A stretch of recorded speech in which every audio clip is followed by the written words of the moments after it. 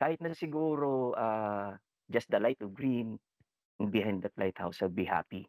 But when I get there, it's just more than that, what I saw, because it's a dancing aurora behind that lighthouse. Higit 10 oras, nag-hiking sa dilim sa North and West Vancouver nung nakarang linggo ang kababayang landscape photographer Franz Morzo para lang makunan ng larawan ang Aurora Borealis o Northern Lights.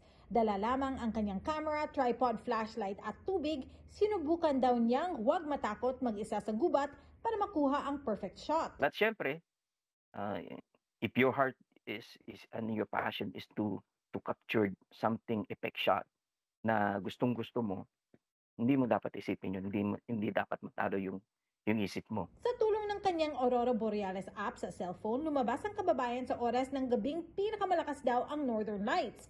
Isa sa mga lokasyon na pinuntahan ang Lighthouse Park sa West Vancouver. And it started dancing like this.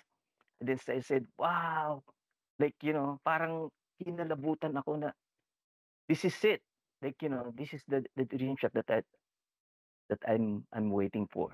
Nang makuha ng kababayan ang nais na shot, inibidhan niya ang isa sa kanyang kaibigan photographer para habulin at maghanap pa ng Aurora Borealis sa ibang lokasyon katulad ng Juniper Point at Lionsgate Bridge. Tinawagan ko siya. Tapos tumawag siya, bro. Sabi niya, where are you? I am here in the lighthouse, bro.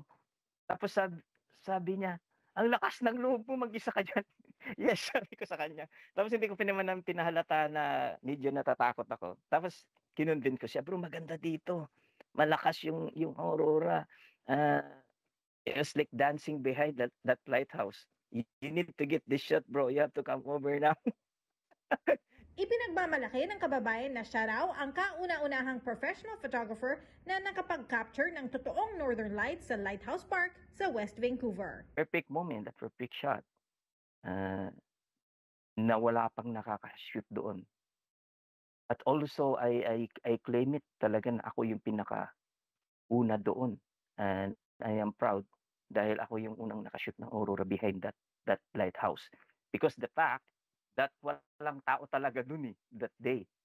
October 10, wala walang tao dun na nag-shoot ng aurora. So, I could say na ako yung pinakaunang nag-shoot ng aurora dyan.